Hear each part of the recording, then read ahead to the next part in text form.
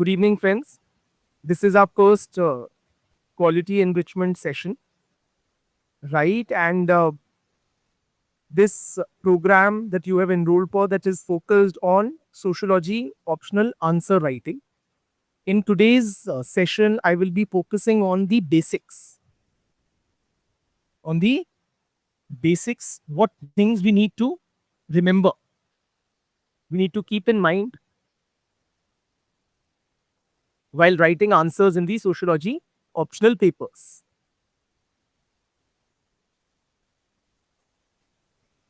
This is the theme of today's session.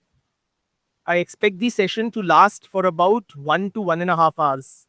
1-1.5 घंटा चलना चाहिए, जिसमें हम from literal scratch we will be touching upon various aspects of the paper. Right? I can read your comments. So if you have any questions, etc., please do ask them. But when I ask you to, okay, there is a certain agenda, a certain discussion that I have prepared for the day, and every now and then I keep seeking your comments. We'll keep it that way. So let us begin with the basic aspects. I'm assuming you know nothing about the UPSC sociology optional papers, except that you've done the course, but nothing about answer writing, right? So let us talk about the basics. To begin with, I like to share with you what is the structure of the papers. Okay, please do glance through a couple of previous years' papers. The broad structure is this. You have two papers, each of paper 1 and paper 2, each is of 250 marks. And to complete each paper, you get 3 hours for each paper, right? In each of these papers, what is the structure? It is as follows. There are total 8 questions are there. Each of these papers is divided into 2 sections, section A and section B. And in each of these sections, there are 4 questions. So let us say this is your sociology optional paper 1 question paper. And the same pattern is in the paper 2 question paper. So in section A, you will have question number 1, 2, 3, and 4. Likewise, in section B, you will have 4 questions, question numbers 5, 6, 7, and 8. Out of these 8 questions, now each of these 8 questions is for 50 marks. 50 marks, right? And you have to attempt total 5 questions. Total 5 questions have to be attempted out of the 8 questions. So you attempt 5 questions, each question of 50 marks, total 250 marks paper. That is the structure. Question number 1 and question number 5 have 5 parts. This is what the paper structure is conventionally. It is how it has been for many years. There are 5 parts, each part of 10 marks each. So these are for 10 into 5, total 50 marks. 1A is for 10 marks, 1B is for 10 marks, so on. Total 50 marks. Same with question number 5. It has 5 parts, A, B, C, D, E. Each part is of 10 marks, total 50 marks. Question number 1 and 5 are also compulsory. Question number 1 and 5 are compulsory. Question number 2, 3, 4, 6, 7, 8. Each of these questions has 3 parts. Part 2A, 2B, 2C, 3A, 3B, 3C, 4A, 4B, 4C, and so on. Same with question number 6, 7, 8. These parts are for 20, 20, and 10 marks, respectively. 2A, 2B are for 20 marks each. 2C will be for 10 marks. Similarly, for question number 3, 4, 6, 7, 8. So these questions are also for 50 marks. Out of these 6 questions, you have to attempt any 3. You have to attempt any 3 questions. So total you will be attempting 5 questions. Question number 1, question number 5, which are compulsory, and any 3 out of question number 2, 3, 4, 6, 7, and 8. Right? So that is the structure of the paper, and how there is a clear instruction that while choosing from the question numbers 2 to 8, it has to be such that you are attempting at least 2 questions from each section. So one is already given in each section. So the other 3 you choose cannot be 2, 3, 4, or they cannot be 6, 7, 8. 2 have to be from one section and the third has to be from another section. It could be 2 from section A and 1 from section B, or 2 from section D and 1 from section A. I hope that is clear. Also, let me introduce a caveat. This is the how this paper has been structured since several years. Since several years, but it is not a commitment that UPSC has made in writing. Or in other words, in the UPSC notification, it is not mentioned that this will be the structure. UPSC, in its wisdom, if it tomorrow decides to change it, it very well can. Like theoretically, hypothetically, if UPSC wants tomorrow, they can introduce 15 marker, 15 marker questions instead of 20, right? There's no stopping UPSC in doing that. However, this has been the structure since several years. So this is the best we have to go by. So in total, you are attempting how many questions? You are attempting 5 questions. And if you look at the parts of the question, you are attempting 13 questions or parts of 10 marks each, and 6 questions of 20 marks each. So how these 13 questions of 10 marks is 5 each in question number 1 and 5, that's total 10, and then 3 from the remaining 3 chosen questions, right? And 20 markers, 2 each in each question, and you have to choose 3 questions, so total 6 questions of 20 markers each. So total you will be attempting for 130 marks, 13 10 markers, and for 120 marks you will be attempting 6 20 markers. And to attempt this, you have a total of 3 hours or 180 minutes to attempt 250 marks worth paper.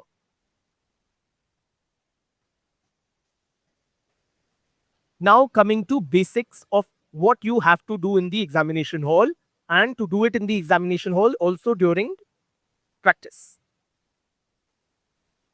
Regarding the number of pages per question, Manu is asking how many pages we get per question or per answer. For 10 markers, there are 2 pages that you get. For 10 markers, you get 2 pages or 2 sides of a page. Okay? 1 page, both sides. I call that 2 pages, right? And for 20 markers, now for a couple of years, you are getting 3 pages. For 20 markers, you are getting 3 pages. However, in the past, UPSC has also given 4 pages for a 20 mark.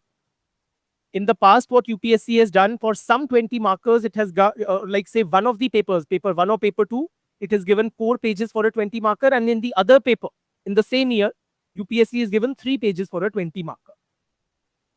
Okay? So, again, there is no commitment from UPSC how many pages you will have for a 20 marker. As per convention or the trend we have seen, it either gives 3 pages or 4 pages for a 20 marker. For the past 2-3 years, it has been giving 3 pages for a 20 marker. So for our purposes, for practice, let us assume that there will be 3 pages for a 20 marker. But mentally, you have to be prepared and you have to have that flexibility that if tomorrow in the exam hall they are giving 4 pages, we don't get perturbed and we still attempt it. Alright? Now, what all you have to keep in mind regarding or when attempting the paper. First things first. And please note down, it is my most, I would say it is my earnest advice and very with strong conviction that I give you. And please write this down. You must attempt the full paper, meaning you must attempt for 250 marks, 250. You must attempt for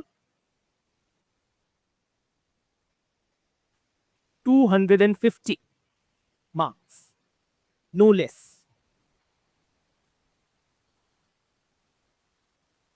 Paper छूटना नहीं चाहिए. There is no question. I mean, you have to attempt full 5 questions. You should not be attempting for 220, 230 or even 240 marks. When I say that, what does this imply? 2 important things.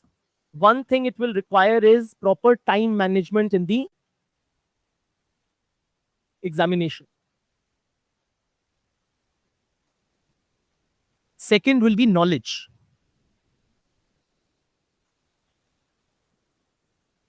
So you should have content or you should know answers to all questions so that you can attempt worth 250 marks. And when I say knowledge, even if there is, let us presume a knowledge gap or there is a googly kind of a question, which UPSC is frequently asking at least they would ask one googly kind of a question every year.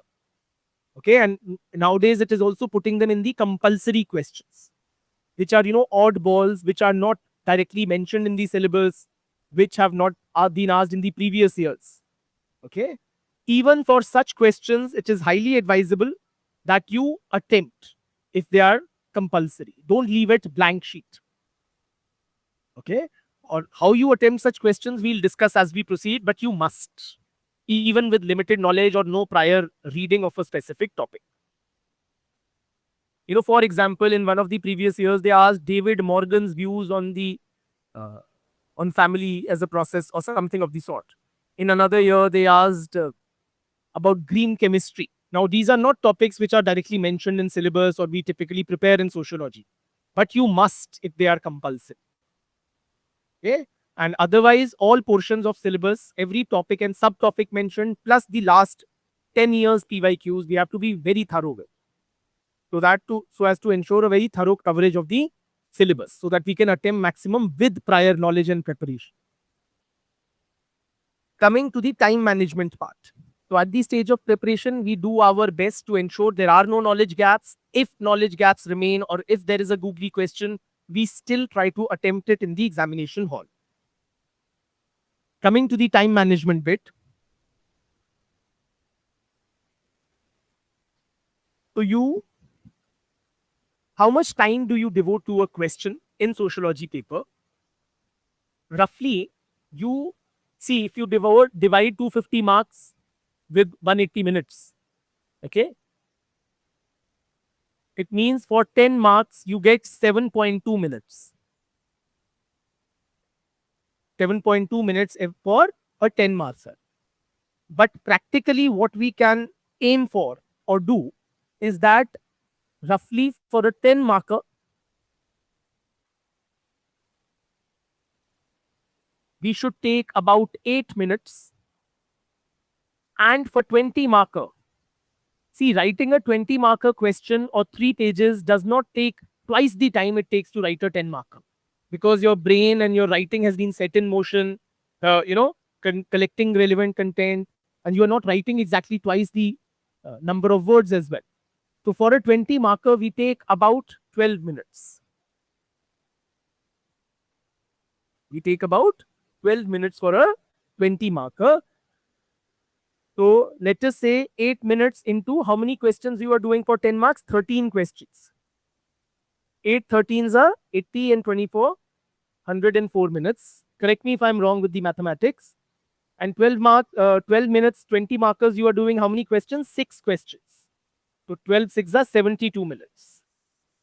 That is your total 176 minutes. You have about 3 hours or 180 minutes. The rest 4 minutes you use for miscellaneous tasks, such as selecting the right questions, counting the number of pages that there are none missing, giving an overall look to the question paper, filling in your name, roll number, etc. in the requisite places. Right? So this should be our target, that we should be able to write 3 pages, 20 marker answers in about 12 minutes and 8 odd minutes for a 10 marker. Also appreciate that, in the examination hall, you cannot time yourself for each question. This you may do in practice, but in the examination hall, it will not be practical that you keep looking at your watch after each question and trying to do it in 8 minutes or 12 minutes. So what you do, you divide your 3 hours that you get into half an hour slots. So you get 6 slots. You have total 6 slots of 30 minutes each. You have 6 slots of 30 minutes each, totaling 3 hours, in which we have to attempt for 250 marks. The practical way of going about it is to target that in every half an hour, we are writing 40 marks worth of answers. 40 marks in every slot, every half an hour slot. So you have 6 slots. If in first 5 slots you write for 40 marks, you have written for 200 marks. In the last slot, you can write instead of 40 marks, 50 marks worth of answers. By that time, you would have caught up to the speed and you are in a hurry. But if you are able to attempt 40 marks worth of paper in every half an hour, you are very comfortably placed as regards paper completion. And most importantly is the first half an hour. If you are able to maintain this in the first half an hour, typically what happens, students tend to be slow. Those who are struggling with paper completion, they tend to be slow, particularly in the first half an hour. And they catch up speed later, but by that time it's too late. So have a realistic but definitive target that I have to write 40 marks worth of answer, especially in the first half an hour. If you do that, rest of the paper completion is taken care of. फिर दिक्कत नहीं हो. Okay, so first 5 slots of half hour each. First 2.5 hours, we are writing 40 marks into 5 200 marks. And in the last half an hour, we will push it a bit and be able to write 50 marks. So total 250 marks we will be writing. Any confusion in this respect or any doubts, feel very free to ask. And I would strongly request you, इसको आप गांठ बांध लो, है ना, or make it a point that you are following this. So there are no doubts or questions regarding this. Now, when it comes to writing for 40 marks in every half an hour, including the first, a question arises which kind of questions to attempt, particularly in the first half an hour. Particularly in the first half an hour, my suggestion would be, see, there are two ways of looking at it.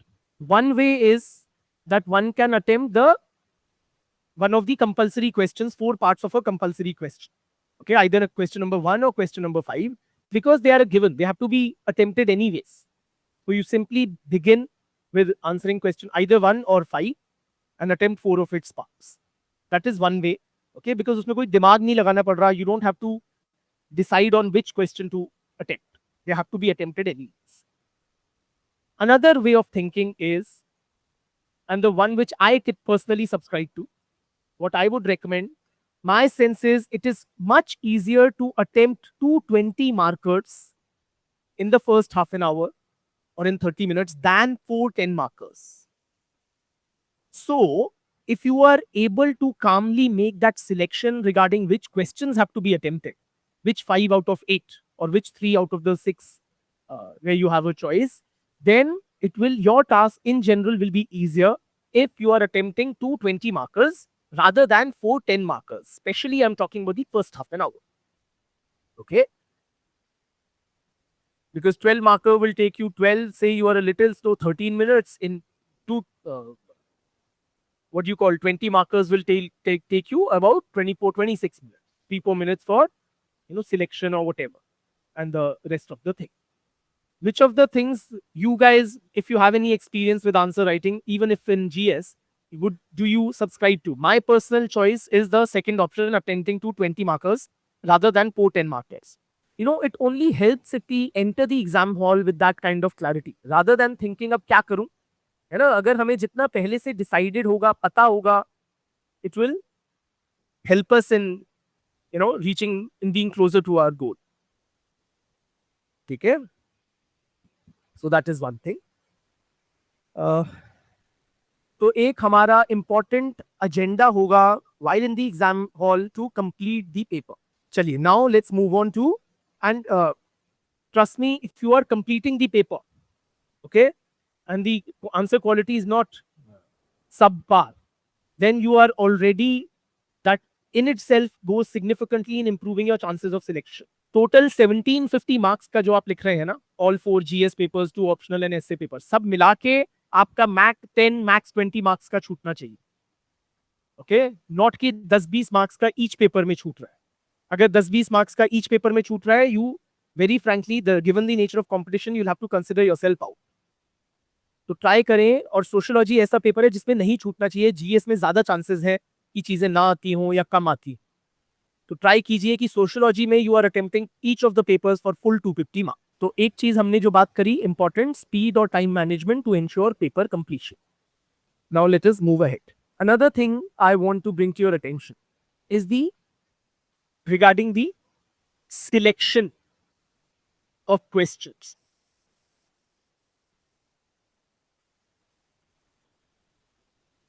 question selection.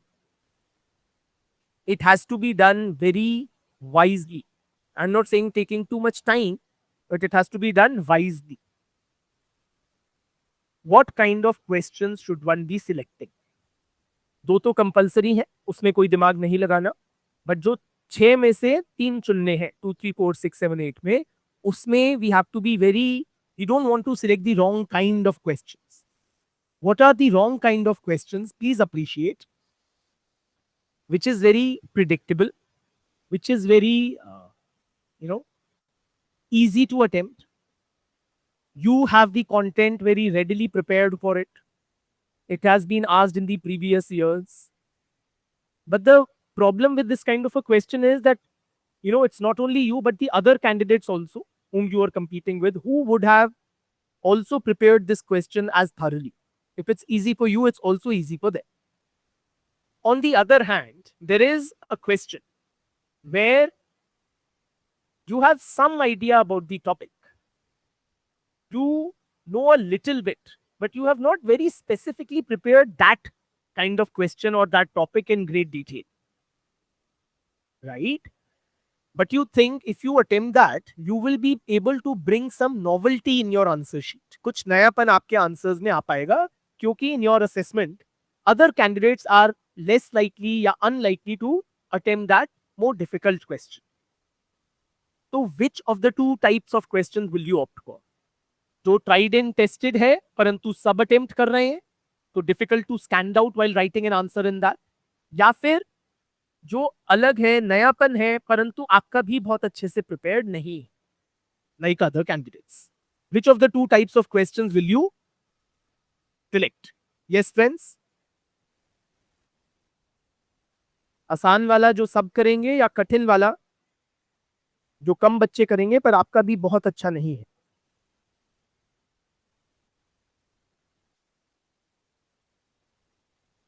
Very good. All of you seem to, those who commented seem to have made the right choice. You should go for the first option, the easy, predictable one, which you are well prepared. हमारा objective while attempting the paper should not be to stand out from the crowd. वो भी करेंगे in questions as we go through, but that should not be our primary objective. ठीक है? Our primary objective has to be to meet the demand of the question. और उसके लिए हम जितना well prepared in advance हो, उतना बेहतर है. मुझे ये मतलब नहीं है कि दूसरा बंदा भी उस क्वेश्चन को अटेम्प्ट कर रहा है. That is a flawed direction, wrong direction to go in. ठीक है, दूसरा कर रहा है करे, पर मेरे को अगर पता है कि मेरी प्रिपरेशन इस क्वेश्चन को लेके सॉलिड है, तो मेरे को ये वाला क्वेश्चन अवश्य पिकअप करना चाहिए. And as Abhay is very rightly pointing out, I can try to bring novelty in the first type of answer. Right? How we bring novelty or whatever, some nayapan, how we can try to stand out from the crowd, we'll discuss subsequently. Right? But हमें अपनी strength को नहीं छोड़ना चाहिए. Right? As Padma Lata is saying, if we leave the first type of question, we are leaving our own strength. And we should not be doing that. So please opt for the better prepared, where you have ready content already. You are aware of what the question demands and how to fulfill it. Please go for that. Manu is saying, I will opt for the tried and tested one if I have no idea about the second question, but I will opt for the tough question if I have some knowledge. Manu, my advice will be, even if you have some knowledge, if you have some knowledge in the second tough question and you have full knowledge in the, let's say, the first question, please opt for the first one. You don't want to leave things to chance. Right? You don't want to leave things to chance. If you have some knowledge, then you might go wrong while attempting that question. You might get it right as well, but you might get it wrong as well. So don't take that chance. Okay? So be very wise in your choice of questions. Another aspect, while choosing the questions, we need to remember कि कई बार होगा कि, so let's say question number 2, 3, 4, 6, 7, 8. Choice will not be too clear in the sense 2 में हमें, let's say we are choosing from these 3. 2 में हमें A and B अच्छे से आता है, C कम आता है.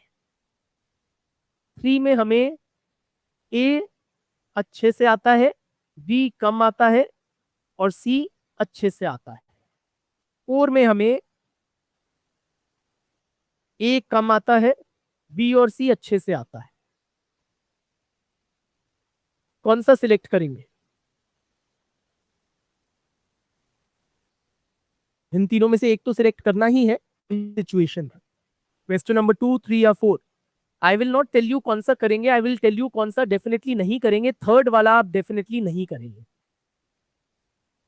और हाँ सॉरी, फोर्थ वाला भी आप डेफिनेटली नहीं करेंगे, सेकेंड वाला ही करेंगे आप in this scenario, as you guys are rightly pointing out. क्यों? बिकॉज यहां पे we are putting at stake, in the second question we are putting at stake only 10 marks and we'll have solid better content for 40 marks worth. In the other two options, we are compromising on the quality of a 20 marker, which will cost us more. साफ बात है, right? तो अगर 10 marker में हम गंदा लिखेंगे तो नंबर कटेंगे भी कम, 20 मार्कर में गंदा लिखेंगे तो नंबर कटेंगे भी ज्यादा। तो साफ बात है, we will go for the question number 2। ठीक है,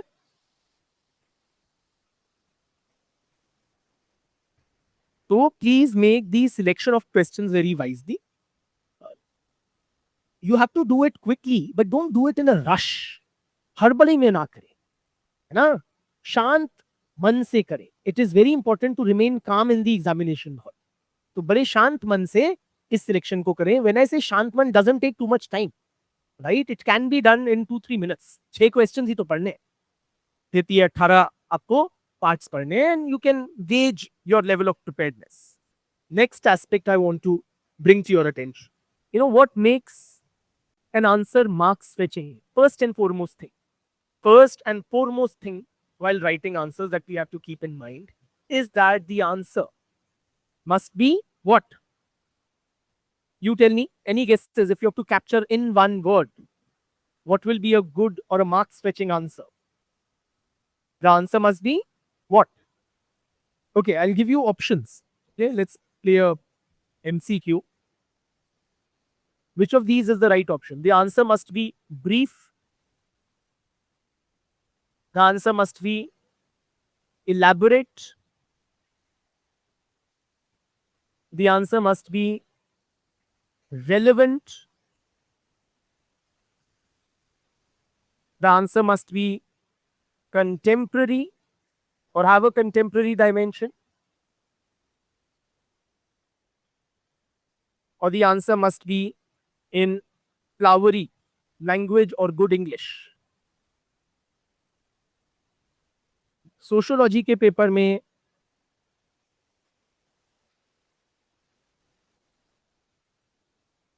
आंसर कैसा होना चाहिए if you have to capture in one word? First and foremost, and you guys have got it right, I just made up these choices. It is a given that the answer first and foremost must be relevant. बाकी सब relatively less important है, बाकी सब secondary है. First and foremost, the answer must be, and please write this down, not the various choices, but that the answer must be relevant. Relevant मतलब जो पूछा गया है हमें उसका जवाब देना है. We have to avoid beating around the bush. We have to avoid giving too long or too much of background info for a question. And we have to be we have to attack the demand of the question very directly and very early on in our answer.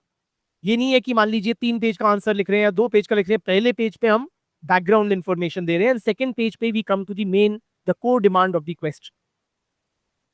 Let us take an example. Here, I'm just making up a question. Say, critically analyze Durkheim theory of religion. Right? There's a question, say 10 marks, critically analyze Durkheim theory of religion. So, should we explain Durkheim's theory of religion in this answer? And if yes, to what extent? या how much of a page we should be devoting to it. What is your sense, friends?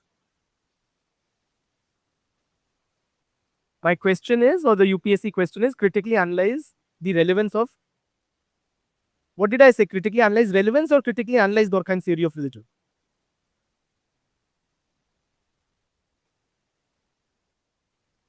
It's a 10 marker. So you come to this core demand of the question very early on in your answer, meaning either immediately after the introduction, as one of you are suggesting in the introduction, we can mention Durkheim in his book, Elementary Forms of Religious Life, defined religion as blah, blah, blah, and saw it as functional, something like that, right? Then you come to the core demand, contemporary, or whatever the question I had asked, okay, the relevance or this thing of Durkheim theory of religion. One way is this, or if you want to explain that theory in some detail, you want to talk about totemism, sacred profane, that society is, or God is society divinized and so on and so forth. You do so at best in the subsequent para. So one brief intro followed by a small para outlining Durkheim's theory, and then you should come directly to the core demand of the question, which is the relevance of the theory. So not more than half a page max can be used for background info. Half of the first page. And from the second half of the first page, as an evaluator, I should be clearly seeing that subheading, which is directly related to the demand of the question, relevance over there. Okay? Lot of students, what they do wrong, they would devote the first page because you have studied at great length, you know it well, and it is somewhat related to the question. So they would devote an entire page to elaborating Durkheim's theory, which is not good. or which is not marks fetching. Why it is not marks fetching? वो चीज जो आप लिखोगे सही लिखोगे, sacred, profane, totemism वगैरह, but वो पूछा नहीं है ना, तो नंबर किस बात के मिलेंगे? UPSC is also evaluating how well your comprehension skills, how well you understand what is being asked. अगर आप चीज को सही से समझो ही नहीं, पूछ क्या रहा है, तो आप उसका जवाब गलत ही दोगे. So don't do that. So first and foremost, friends, our duty as an examinee is that we write relevant answers. We stick to the demand of the question. We do not digress from what is being asked. इधर उधर की बातें ना करें, जो पूछा गया है जल्द से या as soon as possible in the answer we address that core demand. अच्छा, कई बार ऐसा भी होता है, people write things which are related to the question because they don't know too much about the demand of the question. Let us say this question, same question, relevance of Durkheim's theory, it's for 20 marker. And हमें जितना भी जो भी हमने sources से पढ़ा है, हमने थ्योरी अच्छे से पढ़ी है, बट उसकी रेलेवेंस के बारे में नहीं पढ़ा. In that case one might be tempted to explain the theory in great detail. तो मैं 1 से 1.5 पेज थ्योरी लिख देता हूं, फिर बाद में आ जाऊंगा रेलेवेंस पे. क्या ये सही अप्रोच है in such kind of a scenario? अब हम ये नहीं कहेंगे कि आपको अच्छे से पढ़ना चाहिए था, पढ़ना तो चाहिए था, बट एग्जाम हॉल सिचुएशन में क्या करें? अगर मुझे टॉपिक के बारे में कम पड़ता है, रेलेवेंस के बारे में ऑफ दैट थ्योरी या क्रिटिकल एनालिसिस के बारे में, बट मुझे थ्योरी पता है, तो क्या फिर इन दैट केस में फर्स्ट पेज या 1.5 पेज में थ्योरी लिख दूं? Even in such cases it will not be advisable that you know as a filler you use the theory, that too in the start of your answer. Any gibberish, if I may call it that, or related content that you want to insert should be in the later portion of the answer. And the subheadings and the structure of the answer should not clearly reveal कि आपको नहीं पता. अगर आप दुर्खाइम की theory elaborate करने लग जाओगे, रिवील्स टू द एग्जामिनर या तो इसको पता ही नहीं है लड़के को या लड़की को. ठीक है, तो क्या करें, हम इंट्रो ब्रीफ रखें, उसके बाद एट मैक्स एक छोटा पैरा दे दें, फिर क्वेश्चन के रिलेटेड सब heading they they, relevance of theory या क्रिटिकल एग्जामिनेशन करके, फिर जो हमें उस चीज का आस्ट चीज के पॉइंट्स बताए वो मेंशन करें, फिर बीच बीच में पिलर्स यूज करें, या जो कमवर्ट डाइग्रेशन वाला कंटेंट है उसको यूज करें, trying to link it to the demand of the question. तो रेलेवेंस आपने हेडिंग दे दी, उसी के अंदर कहीं ना कहीं बीच में आ जाएगा आगे के पॉइंट्स के. Durkheim had analyzed or argued that society is divided into two categories of or the social world in every society is divided into two categories of sacred and profane, where the sacred is this and this, profane is this and that. And then try to link that bit, तो उसमें आपने 2-3 line खाली, till sacred profane की contemporary relevance अगर कह सकते हैं तो वो कहें, right? So that is how you try to use pillars, but not at the, don't reveal your ignorance about that topic in the very initial reading or the first portions of the answer. दूसरा, इन cases में बेशक आपके पास points कम हो, उन points को अब थोड़ा खींचें, उनको डिटेल में लिखें, उनको सब्सटैंशिएट करें with examples. That is how you may do in situations where you have less knowledge of a topic. And my overall point being that the answer must be relevant, less beating around the bush, less talking about ancillary things or related things, and directly addressing the demand of the question. That has to be on the top of our mind. Now coming to the structure of our answers. Coming to the structuring of our answers. As we have known since childhood, 5th 6th class में हमने answer writing सीखी है. An answer has to be well structured, meaning what? There has to be an introduction. बचपन से सीखा हुआ है हमने. Then the body part, and then a conclusion. जो body होगी, that will be also divided into several paragraphs. ठीक है? Easier said than done, but this is the basic template which we have been following since childhood, which is also to be followed in the UPSC sociology papers. Let us now delve more into it, like इनके अंदर क्या आएगा या कैसे decide करेंगे. Intro में क्या होना चाहिए? Let us begin with the intro. अच्छा, पहली बात, every question must have this structure, or it must have a brief intro. It must have a conclusion. Lot of times students in their earnestness to write more content or more points, they skip on the conclusion part. So the answer ends somewhat abruptly. Please don't do that. बेशक एक point कम हो जाए, but 2 से 4 line का conclusion must है, अवश्य होना चाहिए. Okay, so don't skip on this basic structure. Coming to what all should be there in the introduction, in the body, and in the conclusion. Talking about the introduction. What an introduction should not be. It should not be a verbatim reproduction of the question. तो उसको word to word उठा के ना कर दो, बस question को आपने एक कंक्लूसिव सेंटेंस के फॉर्म में कर दिया, ये गलत है. ठीक है? जो इंट्रोडक्शन है, it should be kind of its like your opening remarks. हमें जो बात, हम अपनी आर्गुमेंट को बिल्ड करना स्टार्ट कर रहे हैं. Also an introduction should not be like a conclusion. For example, अगर क्वेश्चन पूछा गया है is sociology a science, introduction में जो भी आप स्टांस देने वाले हो, ये ना कह दे कि सोशियोलॉजी है या नहीं है, या सोशल साइंस है या डिफरेंट काइंड. वो इंट्रोडक्शन में लाता है, वो कंक्लूजन की बात है.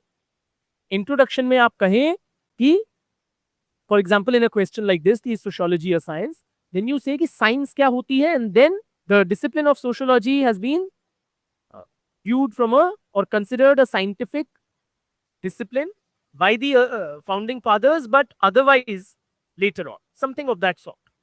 ठीक है? ये हमारे ओपनिंग रिमार्क्स है, ये हमारा कंक्लूजन नहीं है.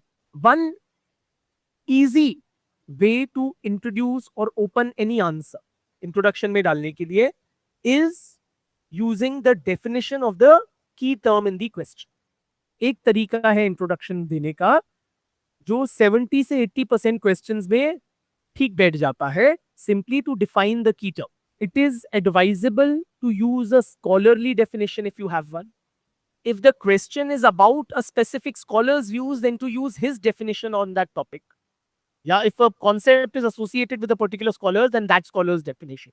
For example, if a question is explain Durkheim's theory of religion, or contemporary relevance of Durkheim's theory of religion, in this kind of a question, we can straight away say the religion, according to Durkheim in his book Elementary Forms of Religious Life, refers to क्या चीज होता है religion? is a unified system of beliefs and practices related to sacred things, i.e., things set apart and forbidden, which unite its members into a single moral community for the church. ठीक है, ये हो गई हमारी, ये कहाँ नहीं work करेगा. Now lot of students they take it as the go to method for each and every question कि हर question में definition से शुरू कर दे. कई questions में ये गलत approach हो जाएगी. If you will begin your answer by defining a term. कब introduction में definition नहीं देनी चाहिए? A, if the question is on, comparing two thinkers' views on a topic, you don't begin answering that by defining it by one of those two scholars. For example, अगर question है compare Durkheim and Weber's views on religion या Durkheim and Marx's views on religion. In such a question, if I begin my answer by saying कि Durkheim defines religion as blah blah blah blah blah in my introduction, it is not a good introduction. क्यों? सवाल दो लोगों के views को compare करने का था और हमने इसमें मार्क्स को तो इग्नोर ही कर दिया इन आवर इंट्रोडक्शन, राइट? तो ये इंट्रोडक्शन इस सवाल के लिए अच्छी नहीं रही. और कब अच्छी नहीं रहेगी? मान लीजिए दो चीजों को कंपेयर करने के लिए या दो चीजों को लेके क्वेश्चन है, जैसे कि अभी हमने डिस्कस किया था इस सोशियोलॉजी या साइंस, इसमें हम दोनों को मैकेनिकली डिफाइन कर दें, वो अच्छा नहीं रहेगा, राइट? बट अगर कोई स्ट्रेट फॉरवर्ड क्वेश्चन है, what is Sanskritisation, and we can, question, what is Sanskritization? Explain its contemporary relevance.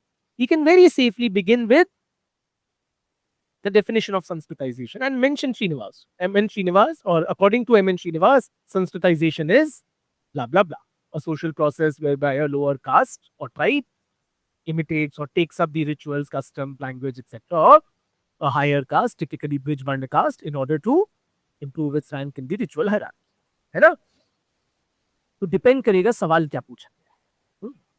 If there is a question on, तो you get the drift, right? कि मैकेनिकली डेफिनेशन को ना use करें, but in a lot of questions they come in very handy. तो इसके लिए you should have definitions well prepared at the stage of preparation, right? Scholarly हो even preferable है.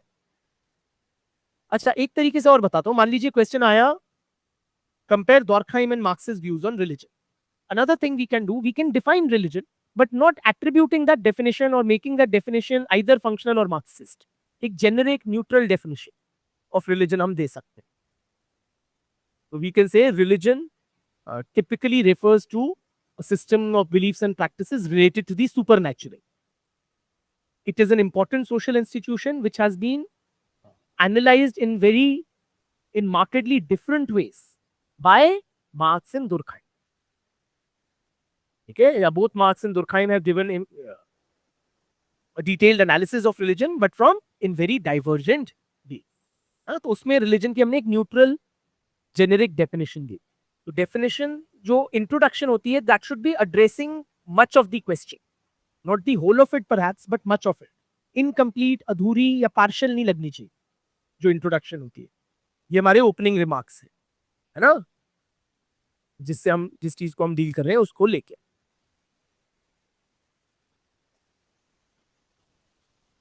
और डोंट कंसिडर द फर्स्ट 2 और 2-3 paragraphs और या before your सब हेडिंग. कई सोचते हैं ये सारी इंट्रोडक्शन है. नहीं, इंट्रोडक्शन होती है जो हमारा पहला पैराग्राफ है. चलिए, तो this is about the introduction. Now coming to the body part. While writing the answer, please ensure that it is not like one whole page or much of a page is like one continuous sequence of words. That will make it very unreadable. Very unreadable. If you have to write a lot of things, please divide your answer into reasonably small sized readable paragraphs. Right? Points में लिखें या paras में लिखें, कौन से answers में point form या कहां पे आंसर में point form, para form, that I will come to later. Let us assume for a moment some answer you are writing entirely in paragraph form, कोई पॉइंट्स नहीं डाल रहे. उस केस में आप make sure you are dividing it into paragraphs और वो clearly visible होना चाहिए कि आपने पैराग्राफ्स में डिवाइड कर रखा है. तो for example if I have written this this this this this, then थोड़ी स्पेस छोड़ के जब नया पैराग्राफ चालू कर रहा हूं ऐसे आना चाहिए, है ना? फिर थोड़ी स्पेस छोड़ के थर्ड पैराग्राफ आना चाहिए. उसके विजिबल होना चाहिए कि it's a new paragraph. Now question arises, then should you start a new paragraph? In the body पहले पैराग्राफ, एक पैराग्राफ कितना होना चाहिए, कैसे डिसाइड कर? Lot of students use a measure of length कि हर 4 या 5 सेंटेंसेस बाद एक नया पैराग्राफ. क्या ये सही है कि 4-5 लाइन के बाद नया पैराग्राफ में लिखना शुरू कर दो? क्या ये सही है तरीका? What is your take, Prince? I would say that is not the ideal way. It is a commonly resorted to kind of a method, but it is not the best way to structure your answer. Uh, every para should contain a certain argument, idea, or thing that you are trying to say. And you switch paragraphs or you start a new paragraph when you are saying another thing, or you are changing direction of your answer or saying some other kind of a thing. So each argument or set of related arguments can be made in a paragraph. Mechanically 4-5 line बाद उसको तोड़ के नया para शुरू कर देना उचित नहीं होगा. अगर कोई सेट ऑफ आर्ग्यूमेंट्स बहुत बड़ी हो रही है, उसको आप 2 पैराग्राफ्स में कर दो. ठीक है, Disha. But it should not be very arbitrary और it should not be very mechanical कि हर 4 लाइन के बाद हमने नया पैरा शुरू कर दिया. ठीक है, every paragraph should contain an idea और a set of related idea. For example, एक हाइपोथेटिकल क्वेश्चन है, सोशियोलॉजी या साइंस. पहले पैराग्राफ इंट्रो में हमने बोला साइंस होती क्या है. दूसरे पैराग्राफ में हमने बोला पॉजिटिविस्ट की. फ्रॉम अ पॉजिटिविस्ट पर्सपेक्टिव या according to positivist sociologist, sociology is a science. The same method can be used and so on and so forth. है ना. एक और पैरा हमने बेशक पॉजिटिविज्म को डिवोट किया, ओके, जिसमें हम कुछ एड ऑन वैल्यू कर सकते हैं कि कॉम्टे कहते हैं it's a queen science. Durkheim considered that sociology is engaged in the study of social facts and so on and so forth. और उसकी उन्होंने एक मेथोडोलॉजी दी. हाँ, फिर नेक्स्ट पैरा में आना चाहिए द एंटी पॉजिटिविस्ट और नॉन पॉजिटिविस्ट व्यू. राइट, ऐसे ऐसे करके पैराज में डिवाइड कर, एंड फिर एक कंक्लूडिंग पैरा होना चाहिए. आर्बिट्ररी नहीं होना चाहिए, है ना. I hope that is clear. अच्छा, और बिटवीन पैराग्राफ्स फ्लो मेंटेन करने के लिए another thing along with the structure we have to keep in mind is the flow of the answer. Flow मतलब कि आंसर रीडेबल रहे. एक पैराग्राफ से दूसरे पैराग्राफ जब आप जा रहे हो, एकदम अब्रप्ट ना लगे. It should not appear the transition or the switching from one para to another should not come across as very abrupt or arbitrary. For that, how you maintain flow in the answer is important, and how you do so by using connecting words. Connecting words इस्तेमाल करें. For example, जो हमने question जो हम answer कर रहे हैं, हमने बोला कि इस सोशियोलॉजी या साइंस पहले डिफाइन किया और बोला कि डाइवर्जेंट व्यूज है. दूसरों में हमने पॉजिटिविस्ट व्यू दिया. ठीक है, दूसरे और तीसरे में अगर दोनों पॉजिटिविस्ट व्यू दे रहे हैं, आप पहले में पॉजिटिविस्ट व्यू बात करी, सेकंड पैरा में, थर्ड में आपने लिखा also something like that,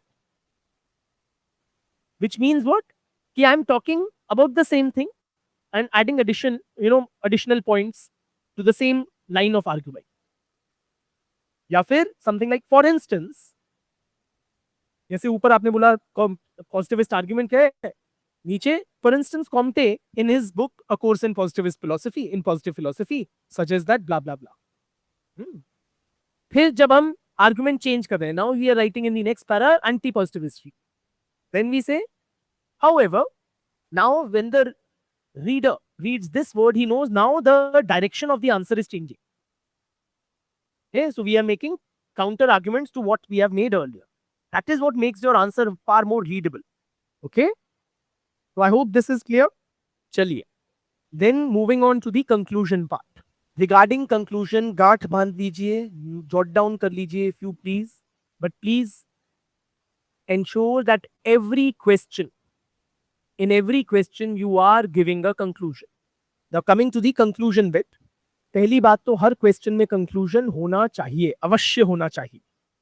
okay, don't skip writing a conclusion in any question. Lot of students feel कि सर 10 मार्कर में भी जरूरी है क्या, 20 मार्कर में तो we have ample space. to express or address the need of the question and also write a brief conclusion. क्या 10 markers नहीं लिखे? Yes. In every 10 marker you must, in every 10 marker also you must write a conclusion. First thing first. Nextly, conclusion कैसा नहीं होना चाहिए? Conclusion should not again be a repetition of either the question or the introduction. Repetitive नहीं होना चाहिए. Please appreciate conclusion बहुत important है, क्योंकि उस लास्ट पैरा को पढ़ के, लास्ट 2 लाइंस को पढ़ के एग्जामिनर आपको ओवरऑल एक ओवरऑल जजमेंट बनाएगा about your have you address the demand of the question और मार्क्स अवॉर्ड करे, है ना? तो वो रेपिटेटिव नहीं होना चाहिए.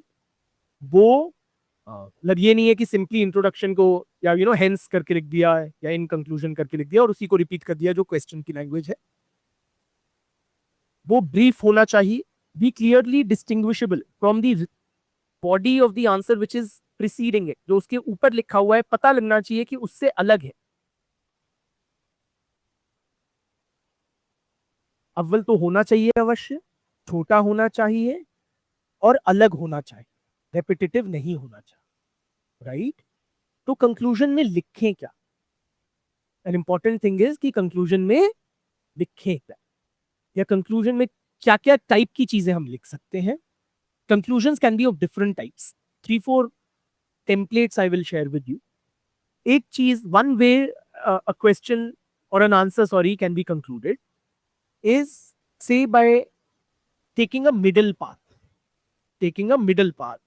If in the body of the answer, say a question की is sociology, is objectivity possible in sociology? ठीक है, और ऊपर हमने लिख दिया, इंट्रो में हमने ऑब्जेक्टिविटी को डिफाइन किया, बॉडी में हमने पॉजिटिविस्ट व्यू लिखा कि उनके हिसाब से तो objectivity is a very important characteristic of a science and integral part of sociological research, कैसे मेंटेन करें. फिर हमने एंटी पॉजिटिविस्ट पर्सपेक्टिव लिख दिया, या एल्विन गोल्डर मिथ ऑफ वैल्यूटी सोशियोलॉजी में ये कहते हैं, या क्रिटिकल रिसर्चर्स कहते हैं कि क्यों होनी चाहिए, नहीं होनी चाहिए ऑब्जेक्टिव की, so on and so fourth. Conclusion में हमने वेबर की बात डाल कि वेबर कंटेंस की जो selection of the topic of research है वो वैल्यू रेलेवेंट होता है, but in subsequent stages the researcher must make a concerted effort to ensure that his values or prejudices do not contaminate the research. ऊपर हमने तो extreme, 2-3 extreme या wildly divergent views दिए, और Weber is like a middle guy. ठीक है, पर इसके लिए आपको एक आध चीजें इंश्योर करनी पड़ेगी कि आपने ऊपर वेबर की ऑलरेडी बात ना कर रखी है मेन बॉडी में.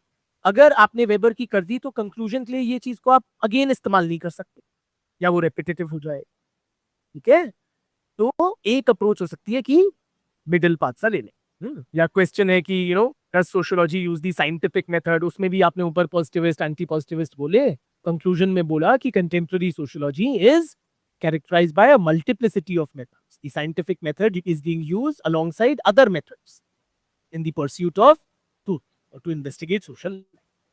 ये तो एक मिडिल पाथ टाइप का conclusion one way we can. Another type of conclusion we can have, we can offer solutions. This is particularly for those topics where you are dealing with social problems. Yeah, तो उसमें solutions की बात कर सकते हैं. For example, write a short note on violence against women. तो उसमें हम conclusion में बात कर सकते हैं कि क्या क्या करना पड़ेगा to deal with violence against women. Women empowerment overall, proper effective implementation of laws, इत्यादि, which is a very GS type, unacceptable by the way, though GS type but acceptable kind of a conclusion to have, क्योंकि आपने जो sociological dimensions देने थे वो आपने ऊपर दे दिए. कंक्लूजन में आपने दिया कि किस तरह से उस प्रॉब्लम को डील कर सकते हैं. कोई भी चीज पे हो सकता है. It could be violence against women, tribal under development, regional disparities, 10 type के हैं, agrarian crisis, farmer suicide. Conclusion में क्या कदम उठाए जा सकते हैं उस चीज को एड्रेस करने के. Another type of conclusion. GS में आप लोग इसको वे फॉरवर्ड करके बोलते हो ना. Thirdly, another type of conclusion you can give is you can give, and this particularly works in paper 1 questions, where you can introduce an Indian dimension. Paper 1 is typically, the topics, the research, typically in a Western context. आप उसमें एक Indian aspect दे दें, that can be another type of conclusion.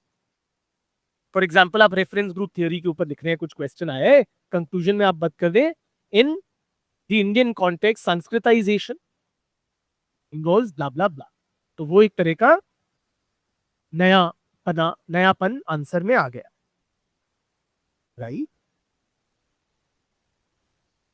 तो इस तरीके के अलग अलग, अच्छा एक थोड़ा समवॉट शुड आई से घिसा पिटा but useful way of concluding an answer is, and this particularly works where you are talking about some theory etc which has been written long back. जैसे पेपर 1 के जो सारे मेजर थिंकर्स है सबकी पुरानी है, डॉर्कहाइम, मार्क्स, वेबर वगैरह सबकी 100-150 साल पुरानी राइटिंग्स है, या इवन पेपर 2 में क्यों writing about Sanskritization dominant caste, ये सारे बहुत पहले के गिवन कॉन्सेप्ट्स, राइट? तो in the conclusion you can talk about, if the question is not itself directly asking it, in the conclusion you can talk about the contemporary relevance of that thing, ठीक है ना? For example, question लेते हैं कि what is Marxist theory of alienation, या elaborate Marxist theory of alienation 10 बार करें, पूरे answer में आपने elaborate कर ली, कंक्लूजन में आपने उसको वो दे दिया कि आज के दिन भी though the theory was outlined in a very different social context, to address or highlight the problems of the working class in early industrial capitalism, it finds resonance even today, or even in the 20th and 21st century, say in C. Wright Mills writings on white collar alienation, है ना? या कुछ ना कुछ करके आज के दिन हम मास रेजिग्नेशन देख रहे हैं, है ना, या क्या बोलते हैं, गो स्लो एट वर्क देख रहे हैं, which, या गिग वर्कर्स की प्रॉब्लम्स को लेके आप कमेंट कर दें, कुछ भी ऐसा एक कंटेम्प्रेरी डायमेंशन दे सकते हैं, ठीक है? Another way you can talk about is in a conclusion कि आप कोई जो ये पुराने स्कॉलर्स वगैरह हैं या जो ग्रेट्स हैं of sociology, whether in paper 1 और 2, यू से कि उन्होंने बहुत बढ़िया काम किया, ये थोड़ा घिसा पिटा वाला है, या उन्होंने बहुत, for example Durkheim's theory of religion पे लिख रहे हैं, मार्क्स थ्योरी ऑफ एलिनेशन, कि it is Durkheim's theory of religion was, or his analysis of totemism was, a seminal contribution to the sociology of religion. Yeah. Or, Weber's theory of religion continues to remain foundational to our understanding of modern Christianity, or something of the sort. कि जो उनका काम था वो बहुत अहम था, बहुत ही फाउंडेशनल था, बहुत इंपॉर्टेंट कंट्रीब्यूशन था, टर्निंग पॉइंट था, something of research. Don't overdo this particular kind of a conclusion, otherwise it looks, you get caught that it is very repetitive. हर दूसरे में यही लिख रहे हो कि बहुत महान योगदान दिया, okay, but it is like a saving grace. अच्छा, another important question that some students ask, can we criticize in the conclusion? Especially if the question, देखिए अगर क्वेश्चन में डिमांड है कि critically analyse Durkheim's theory of religion, तो criticism ऊपर में ही आ जाएगा मेन बॉडी में. But if the question is not asking for criticism, if it says elaborate Durkheim's theory of religion, can you write its criticism in the conclusion? What is your sense, friends? What is your sense? Can we criticize a theory or a thinker in the conclusion, or is that to be avoided? My considered opinion on this issue is, it is not too much of a problem. It can be resorted to, not in every question of course, because the kind of conclusions we write should be varied, okay, but it can be resorted to. One, it is not ending on a negative note.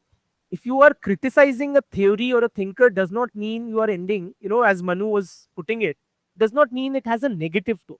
You are only adding another dimension to the answer. Only adding another dimension to the answer. So, for example, if the question is elaborate Durkheim's theory of religion, in the conclusion, you can say, where, in the above body, you talked about sacred, profane, totemism, collective effervescence. You've basically elaborated Durkheim's theory. I'm peppered with some contemporary examples, etc. If you can think of. In the conclusion, you can say, and very safely say, it is not at all a bad or a wrong conclusion. However, Marxist scholars, Marxist and feminist scholars have highlighted there is a clear functional bias in Durkheim's writings, and it ignores the divisive aspects of religion, the oppressive aspects of religion. It is a completely acceptable kind of a conclusion to have. आप ये नहीं कह रहे हो, ये आपका view है. You are always putting the gun on the shoulders of giants or scholars or calling them critics or whoever. आप ये नहीं कह रहे हो कि you agree with the Marxist or the feminist view of religion and disagree with them. So it is acceptable. क्या हमें नहीं करना चाहिए? A criticism has to be avoided on some things which are taken as a given. For example, if there's a question on patriarchy or violence against women, you don't conclude it by saying meninist activist, meninist movement चल रही है, men's rights movement. वो कहते हैं कि ये सब blown out of proportion है, women को ज्यादा rights दिए गए हैं, false cases करती हैं. ये गलत होगा. बिल्कुल ना करें. You don't question the ideal of the feminist movement, which is gender equality, and you don't question the premise on which it is based, which is patriarchy, that there is male dominance in society. ठीक है? इसी तरह अगर आप untouchability पे लिख रहे हैं, आप ये नहीं कह सकते कि ये अकॉर्डिंग टू XYZ स्कॉलर्स होती नहीं है या blown out of proportion. The problems of caste discrimination, untouchability, they are taken as a given by and large in social science. ठीक है, तो वैसे उस चीजों को क्रिटिसाइज ना करें. दूसरा, क्रिटिसाइज अगर कर रहे हैं ना, कई लोग क्या करते हैं, मान लीजिए क्वेश्चन है elaborate XYZ theory, Durkheim's theory of religion, तो उन्होंने इलैबोरेट करी, फिर सेकेंड लास्ट पैरा में क्रिटिसिज्म दे दिया, और फिर लास्ट पैरा में फिर से दुर्खाइम को सपोर्ट कर दिया.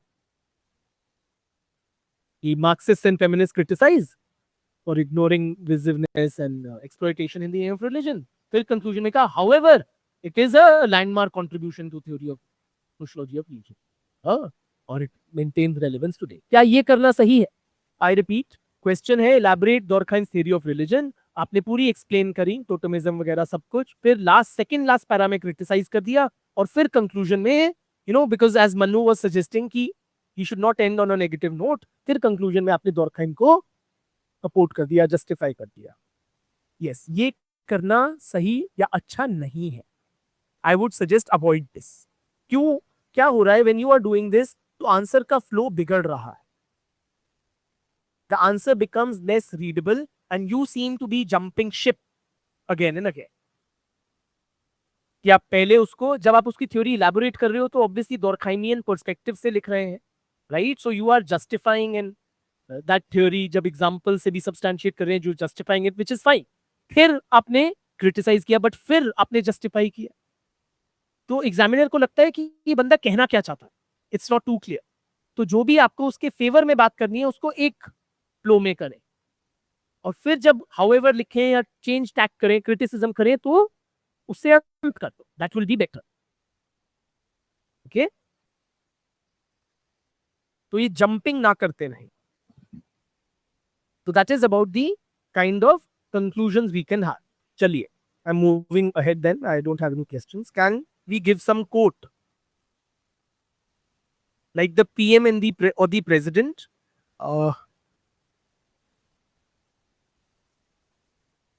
I would say quotes, particularly of living political personalities, would tend to make your answer a little essay-ish or GS-ish. Secondly, if used, they have to be used very rarely in a sociology paper. Very rarely in a sociology paper, and should be very, very directly relevant to that question. Right? So you cannot or should not be using quotes of president, prime minister, etc. very freely or very often in your sociology paper. If you must quote, it is far preferable to quote the greatest of greats, like a Gandhi or a Nehru or an Ambedkar. Right? If there is time crunch, which should be skipped, introduction or conclusion, answer is neither. If you are attempting a question, write both a brief introduction and conclusion. If how to handle that time crunch, you first try to follow that 40 marks in every 30 minutes, in every half an hour slot kind of a time management schedule so that you don't end up wanting. In case you still do or you mess up, खुला खुला लिखे, pure बातें लिखे, है ना, and but एक question को appropriate opening और सेंस ऑफ कंक्लूजन देना आवश्यक है. ठीक है, बॉडी में हम कॉम्प्रोमाइज करेंगे, कंक्लूजन और इंट्रोडक्शन वैसे भी छोटे ही होंगे. ठीक है, तो बॉडी में कॉम्प्रोमाइज होगा और बट एक स्ट्रक्चर तो उसका प्रॉपर होना चाहिए. Saish is saying, I unintentionally end up supporting scholars' works because I find myself too insignificant to criticize their work. I end up concluding on a positive note after criticism. As I had mentioned, that would disturb the flow of the answer. One. Secondly, any criticisms, it's not about you, your personal views, etc. And I won't say you are insignificant. Each of us is important, but in the answer copy, our views are not asked for, so that is not material. We criticize also using some other rates. You know, if you're studying sociology 4 hours a day, rest you devote to GS portions or essay writing, etc. Very comfortably placed we are. So don't get overwhelmed कि बहुत कुछ बचा है. ये ना सोचें, पूरे को मत देखें, उसको पोर्शंस में लेके चलें कि मुझे इस हफ्ते में ये एजेंडा है. In the first week, and what to decide that agenda, you can simply follow the schedule of this course that you have joined.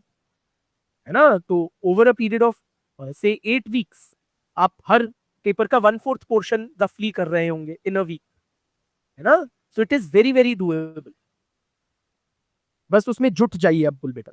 Another important thing that I would like to discuss with you is while writing answers, and this is almost the final thing in today's lecture, and then we'll have more quality enrichment sessions of this kind where we'll be touching on other aspects. Okay.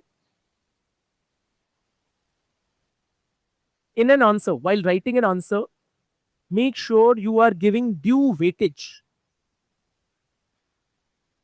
Give due weightage to its different parts or different demands.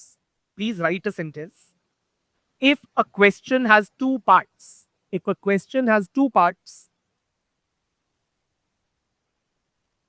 ensure that each part is addressed distinctly. Each part is addressed distinctly and sufficiently. I repeat, if a question has 2 parts, ensure that each part is addressed distinctly and sufficient. Full stop. Let us take up a question. Why I am saying this needs to be said. You know, because sometimes students end up writing answers meeting all the demands of the question, but where they have addressed which part of the question is not clear, they end up writing a khichdi answer. Don't do that. Don't write a khichdi or a mashup of an answer. For example, let us say there's a question. What is Durkheim's theory of religion? Question mark. Examine its contemporary relevance. Okay, so let us say question number 3A, which you are attempting, is what is Durkheim's theory of religion? And in the same question, I'm not talking about 3B, examine its contemporary relevance. So this question has 2 parts. This part, what is Durkheim's theory of religion, and examining its contemporary relevance. Each of these parts must be answered distinctly. Examiner को ढूंढना ना पड़े कि आपने contemporary relevance की बात कहाँ की, उसको clearly दिख रहा हो कि यहाँ पे की.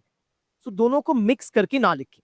For example, ये ना करें that you are writing about his theory and alongside talking about contemporary relevance of that point. If you do that, then the answer is mixed up and difficult for the examiner to discern कि कहाँ पे contemporary relevance पे और कितनी contemporary relevance पे बात की गई. तो ये ना करें कि you are saying कि Durkheim ने ऐसे define किया, देखो आज भी, और in contemporary times also it is a unifying. फिर अगले पैरा में आपने बोला कि Durkheim कहता है sacred and profane. देखो आज भी the national flag is sacred or the constitution is sacred. फिर Durkheim ने बोला कि collective effervescence होती है और आज भी, क्योंकि फिर वो एग्जामिनर को का काम बढ़ रहा है, एग्जामिनर को ढूंढना पड़ेगा एग्जामिनर को आइडेंटिफाई करना पड़ेगा कितना कंटेम्प्रेरी रेलेवेंस, तो क्लियर होना चाहिए। पहले आप इसमें इसकी बात करें, what is Durkheim theory of religion. तो एक, और वो कैसे एग्जामिनर को बताएंगे कहां पे ये है और कितना है, क्लियर सब हेडिंग आ जाएगी, डुर्कहाइम थ्योरी ऑफ रिलीजन। उसके नीचे हमने सिर्फ इलेबोरेट कर रखी होगी उसकी थ्योरी है क्या। फिर एक अगली सब हेडिंग, नेक्स्ट सब हेडिंग आएगी कंटेम्प्रेरी रेलेवेंस, एंड उसके अंदर हम कंटेम्प्रेरी डायमेंशंस, चाहे उसको क्रिटिसाइज करें है नहीं है, हाँ, या अप्रिशिएट करें कि देखो आज भी है, दोनों करेंगे, वो उसके अंदर आनी चाहिए। बट एग्जामिनर को ना ढूंढना पड़े, आपको उसको परोस के रखना है उसके सामने कि दोनों पार्ट्स क्लियरली विजिबल है। ओके, तो डिस्टिंक्टली आंसर होना चाहिए। दूसरा, सफिशिएंटली आंसर होना चाहिए। When I say sufficiently, what I mean, let us take another question, and this is a previous year question. What is patriarchy? It was in two parts. I'm forgetting the second part. The first part was this: what is patriarchy? Second part, let us, I'm making it up. Examine how patriarchy is responsible for violence against women. Or to examine to what extent is patriarchy responsible for violence against women. Now, in this kind of a question, what many students did in the year which it came, in the introduction, they defined patriarchy and they resorted to Sylvia Wolby's standard definition of patriarchy. It's a system of blah blah blah, where women are dominated, exploited, and oppressed by men. And then they came to the second part, gave a subheading after the introduction: patriarchy and violence against women. क्या ये सही किया या नहीं किया? The way I've mentioned it or not? Is it the right way of handling this question? Exactly. This is not a good way of addressing this question. Why? Because the first part, what is patriarchy, has not, it has been touched upon, but it has not been addressed sufficiently. Not been addressed sufficiently. See, when the question like this appears, let us say this is for 10 marks or 20 marks, 10 marks say. UPSC has not made it clear to us ki what is the weightage of the first part, but what is the weightage of the second part. So we have to assume intuitively, what will you assume is the division of marks between the two? Let us say अब 50-50 ज्यादा लग रहा है तो 40-60 मान सकते हैं, 40% इसके 60% इसके। फर्स्ट केस में 30-70 मानोगे एट द वेरी लीस्ट, 30% तो इसकी वेटेज होगी। तो if you are writing just a 2-line definition of patriarchy, does that do justice to the 4 or 3 marks which are assigned to it? No. तो उसमें आपको कम number मिलेगा। तो व्हाट इज पेट्रियार्की पे केवल 2 लाइन की डेफिनेशन देके ना छोड़ें, because you are not sufficiently addressing the first part. Please ensure that you are addressing each part of the question sufficiently as well. Chaliye, I hope today's session would be somewhat helpful and it was a good investment of your time. And we will be having more such sessions where we'll be talking about various other aspects of answer writing in the sociology papers. Today's was, I would say, dealing with the basics. To some of you, it may seem too elementary, but sometimes we need to revisit the basics and the fundamentals. We need to be retold. So I hope you found it helpful in that sense. What will be the agenda in the quality enrichment QEP sessions? The agenda will be to master answer writing through the laws sessions, the live answer writing sessions. And during these kind of sessions, I'll be talking about other dimensions like how can we enrich our answers? How can we make them more sociological? How can we deal with questions where, we are not too well prepared in the exam hall? How do we, or to what extent and how we use current affairs in sociology papers? We'll be talking about how to distinguish our answers from answers on a similar topic in the GS, particularly in sociology paper 2, you have a lot of GS type topics. If you're writing a similar question in a GS paper on that topic and in sociology, how to distinguish it. All of this we'll be covering, Manu.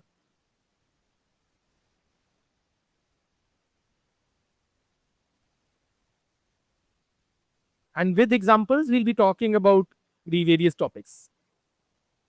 Abhay, I hope this also addresses your doubt regarding content enhancement. My focus is on answer writing, right? I'm not going to teach you topics because presumption is you've already covered the syllabus. And through these examples, etc., we'll be learning to deal with the questions better. Was it a helpful session, friends? It would be good to have some feedback. Or was it too elementary? I don't mind honest feedback. Friends, see, if you have given yourself this opportunity that you're writing this means, right? You know it better than me what kind of an effort it could have taken. Clearing prelims is not easy. So if you stand any chance to clear this prelims, please try to make the best use of this opportunity that you have presented to yourself, right? Leaving literally no stone unturned.